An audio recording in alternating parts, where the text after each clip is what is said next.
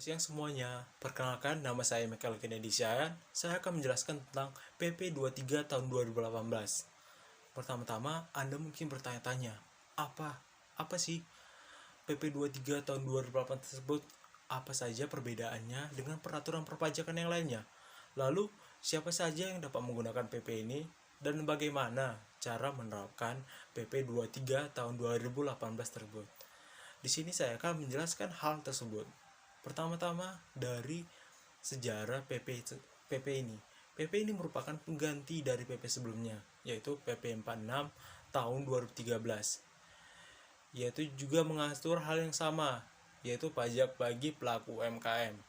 Lalu apa saja perbedaan dari penggantian tersebut? Perbedaannya yang pertama ialah dari tarifnya. Tarifnya turun sebanyak 50%, yaitu menjadi 0,5% dari yang sebelumnya yaitu 1%.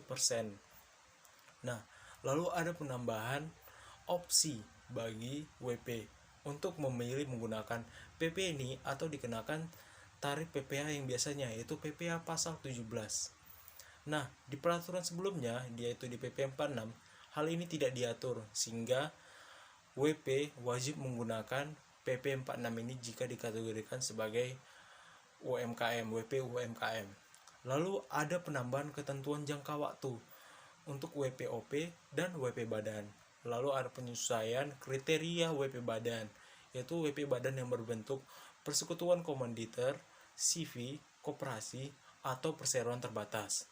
Selanjutnya ada penyesuaian subjek pajak yang tidak dikenai PP ini. Lalu ada penegasan omset bagi WPOP yang memilih terpisah atau pisah harta.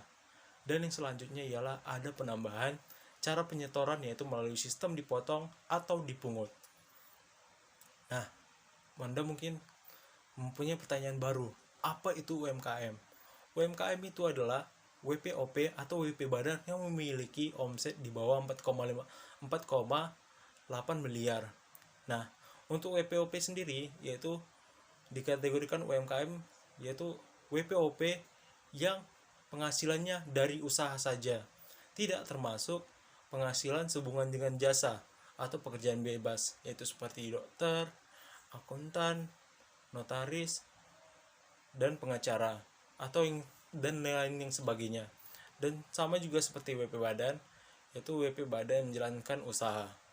Lalu siapa saja yang tidak dikenai PP 23 tahun 2018 ini, yaitu WP yang penghasilannya sehubungan dengan jasa atau pekerjaan bebas.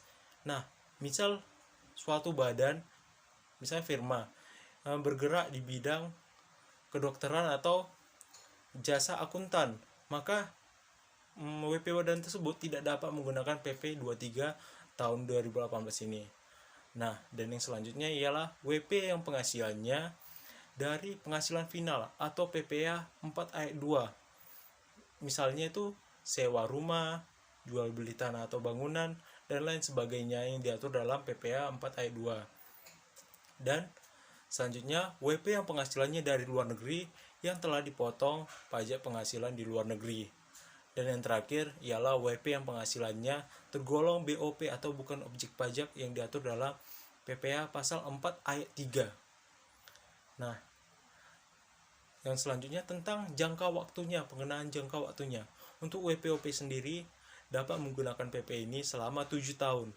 Dan untuk WP badan terbagi dalam 2, yaitu perseroan terbatas akan dapat menggunakan ketentuan di PP ini selama 3 tahun. Dan untuk WP badan lainnya seperti CV, koperasi, firma, persekutuan komanditer akan dapat menggunakan PP ini selama 4 tahun. Lalu bagaimana jika jangka waktunya melampaui waktu tersebut atau WP tersebut memiliki omset di atas 4,8 miliar di tahun berjalan, maka WP akan kembali menggunakan tarif yang biasa yaitu PPh pasal 17 ayat 1 huruf A bagi WPOP dan atau PPh pasal 17 ayat 2A bagi WP badan atau pasal 31E. Nah, selanjutnya untuk penentuan omset. Penentuan omset tersebut akan dilihat dari tahun sebelumnya. Misalnya di tahun 2020 a- maka akan dilihat di penghasilan di tahun sebelumnya, omsetnya ada berapa. Jika omsetnya di bawah 4,8 miliar, maka akan dapat menggunakan PP ini. Nah, lalu bagaimana jika saya mempunyai usaha yang lebih dari satu? Maka penghasilan untuk omsetnya itu, omset yang di bawah 4,8 M itu akan dilihat dari seluruh jumlah peredaran bruto dari seluruh cabangnya. Nah, dan yang terakhir tentang cara penghitungan dan cara pelunasannya. Untuk cara penghitungannya sini sangat gampang, yaitu tinggal mengalihkan tarifnya dengan peredaran bruto yang kita miliki, yaitu tarifnya yang sebesar 0,5%. Dan untuk pelunasannya dapat menggunakan kode billing yang dapat dibuat sendiri atau melalui kantor pajak, dan melunasinya lewat bank persepsi, kantor pos, atau ATM. Dan ada penambahan ketentuan, yaitu dapat melalui sistem dipotong atau dipungut, yaitu melalui bendara atau pemungut-pemungut yang lainnya. Namun kita harus mengajukan surat keterangan terlebih dahulu ke KPP untuk memilih menggunakan PP 23 ini, supaya ketika kita dipotong atau dipungut oleh pemungut atau pemotong, maka kita tidak akan dikenakan tarif pasal yang biasanya, namun menggunakan tarif yang ada di PP 23 tahun 2018 ini. Di PP 23 tahun 2018 ini juga ada insentif terbaru, yaitu tidak dikenakan pajak selama sampai bulan September, yaitu untuk memberikan keringanan pasca dampak dari coronavirus. Ini juga merupakan salah satu kemudahan lainnya untuk UMKM. Nah, namun untuk menggunakan insentif tersebut, kita juga harus mengajukan ke KPP, yaitu berupa surat keterangan, supaya kita dapat menggunakan insentif tersebut. Nah, lalu untuk penggunaan PP ini, kita tidak harus juga mengajukan permohonan ke KPP atau Dirjen Pajak supaya dapat dikenai PP 23 tahun 2018 ini. Kita akan otomatis dapat menggunakan PP ini jika omset kita di bawah 4,8 M. Namun jika omset kita di bawah 4,8 M namun mau menggunakan tarif yang biasanya, maka kita harus mengajukan permohonan terlebih dahulu ke KPP atau Dirjen Pajak.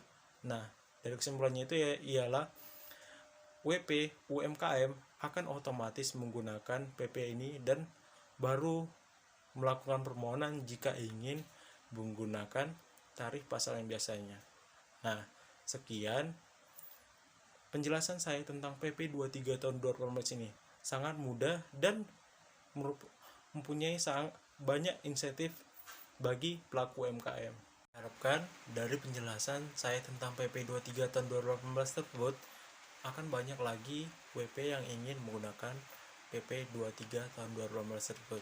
Sekian dari saya, terima kasih.